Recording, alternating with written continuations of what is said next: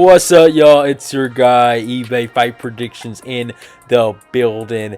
And this is your year-end awards, baby. And we are almost done with the individual top 5 awards. And we'll be going into the Fight Talk year-end awards.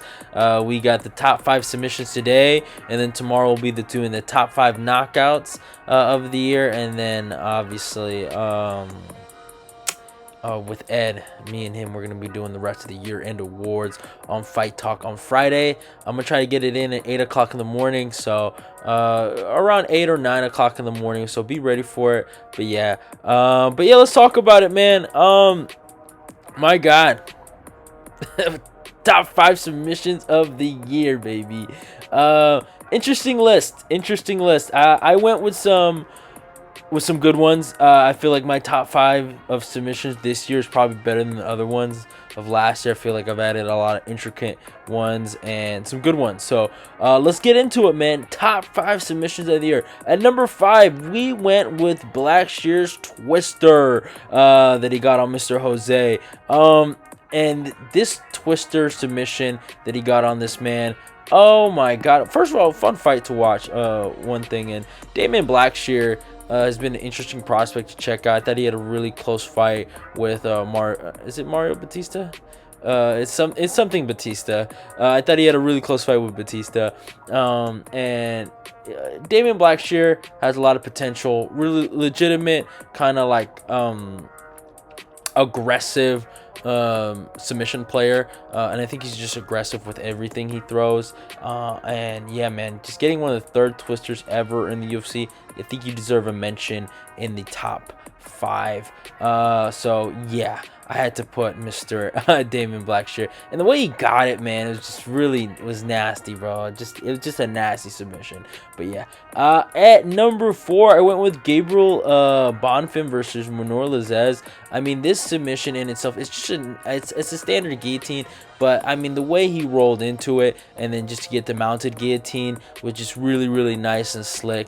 And I think Gabriel Bonfim deserved a mention on on the top 5 because of how he got it. And obviously, Manor Lazzez is a decent welterweight, and who he did it to on his debut. I mean, this was the night where him and his brother took over the whole entire pay-per-view, when everyone was starting to spew all their their next championship aspirations and their future glories to come. Obviously, the year hasn't ended well for the Bonfim brothers, but besides that, to be honest, the year started great for him, so I gotta give him respect there. But this was a beautiful submission in itself, so yeah. At number 3, I went with Shavkat Rakhmonov standing rear naked choke over Jeff Neal, man. This was a nasty submission, man, in a phenomenal fight, and he ended up really well. And what I love about this submission is how he kind of got the arch. He stepped his leg over Jeff Neal's knee, and he just complete arched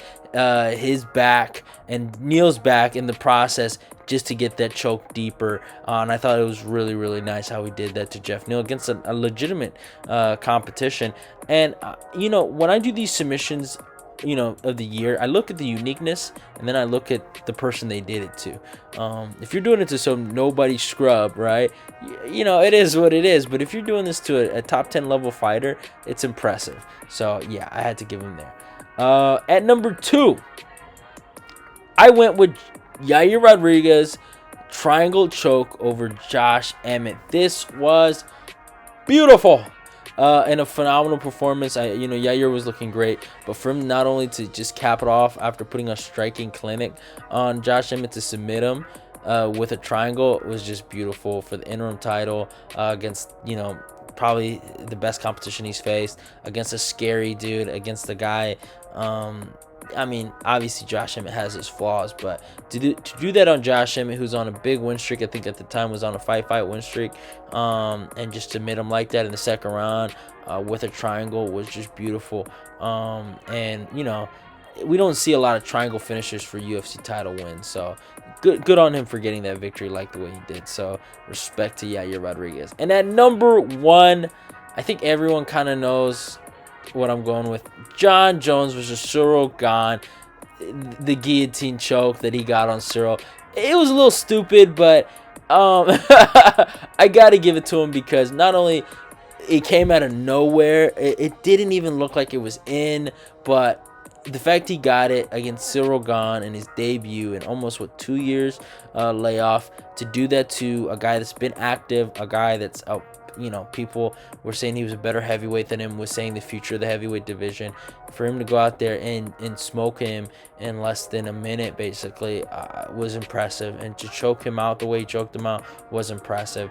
And Jon Jones deserves a lot of respect for 2023.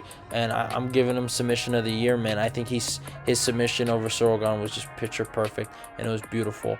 And you can't ask more from a guy like Jon Jones. So respect to him there, and it was just a great submission in itself.